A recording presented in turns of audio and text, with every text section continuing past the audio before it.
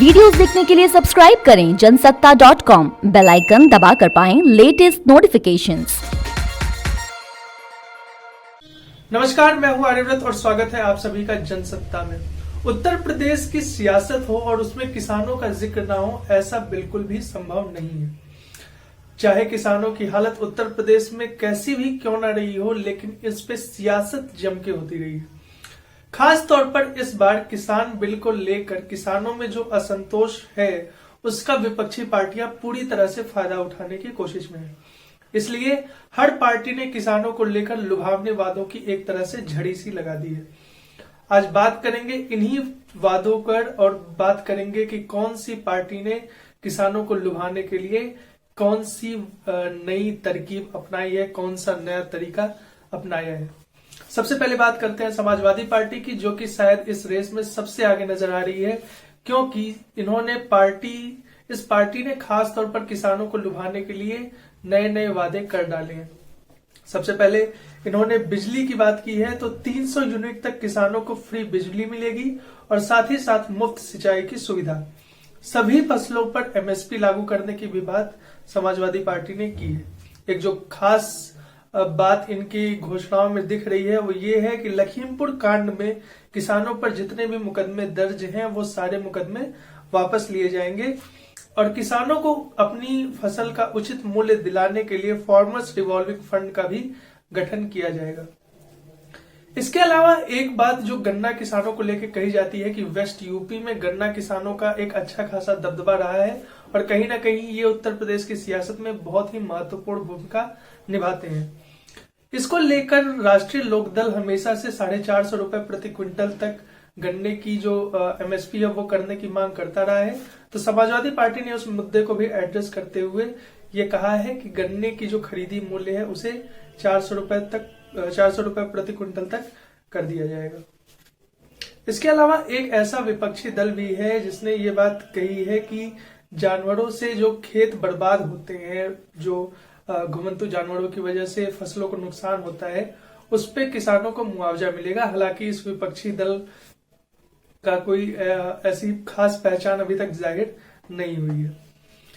इसके अलावा अगर बात करें कांग्रेस की, तो कांग्रेस ने खरीदी मूल्य बढ़ोतरी में एक दांव खेला है और कहा है कि गन्ना, गेहूं और धान की खरीदी मूल्य में बढ़ोतरी की जाएगी।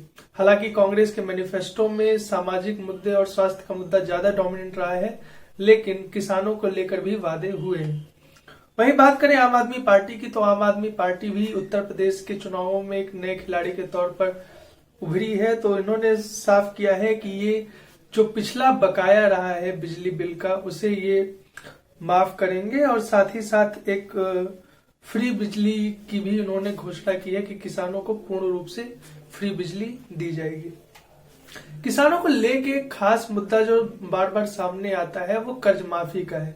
कर्ज माफी को लेकर समाजवादी पार्टी और कांग्रेस दोनों ने घोषणाएं की हैं। समाजवादी पार्टी ने अभी तक कोई खास अमाउंट नहीं बताया है, लेकिन कांग्रेस ने चूंकि पिछले चुनावों में इन्होंने करीब 72,000 करोड़ रुपए की तक कर्ज माफी की बात की थी, तो इस बार भी आंकड़ा इसी के आसपास रहने की उम्मीद है। ऐसा प्रियंका गांधी ने अपनी बाराबंकी रैली में संबोधित करते हुए बताया था। अगर बात करें बहुजन समाजवादी पार्टी की, तो बहुजन समाज पार्टी ने ऐसा कोई खास वादा नहीं किया है, ऐसी कोई खास घोषणा अभी तक सामने नहीं आई है। लेकिन जिन पार्टियों ने घोषणाएं की हैं उस पे बसपा सुप्रीमो मायावती ने तंज कसा है। उन्होंने ये कहा है कि कांग्रेस अपने राज्यों में कोई खास काम नहीं कर रही है और वर्तमान सरकार ने भी अभी तक किसानों के लिए खास भला नहीं किया है। अगर किसानों के भला करने की ये बात है, तो किसानों की स्थिति का अंदाजा भी लगाया जा सकता है कि ऐसी कोई खास स्थिति अभी तक नहीं रही है। नेशनल सैंपल सर्वे के एक सिचुएशन असेसमेंट सर्वे की अगर माने, तो 2013 से लेकर 2019 तक के बीच में जहां किसानों की आमदनी करीब 14,000 रुपए तक बढ़ी है, वहीं पर कैपिटा जो कर्ज है वो 27,000 बढ़ चुका है। यानी कि आमदनी में बढ़ोतरी का दुगनी बढ़ोतरी कर्जे में हो चुकी है। इसी बात से किसानों की स्थिति का अंदाजा लगाया जा सकता है। वहीं गोरखपुर के एक फार्मर प्रोडक्शन ग्रुप के मेंबर और उसके अध्यक्ष फाउंडिंग मेंबर महेंद्र यादव जी ने ये बात साफ की है कि किसानों को लेकर हर बार वादे किए जाते हैं, लेकिन बेसिक प्रॉब्लम जैसे कि घुमंतू और आवारा पशुओं से खेती का जो नुकसान होता है, इस तक पर महत्वपूर्ण कानून भी नहीं बने हैं। वहीं अगर सत्ताधारी पार्टी की बात की जाए तो सत्ताधारी पार्टी ने भी कई सारे मुद्दों पर काम करने की बात की है। जैसे ही समाजवादी पार्टी ने फ्री बिजली की घोषणा की और बाकी पार्टियों की तरफ से भी फ्री बिजली की घोषणा हुई, तो उसी वक्त सत्ताधारी पार्टी ने जो बकाया बिल है उसे 50% करने की घोषणा कर दी।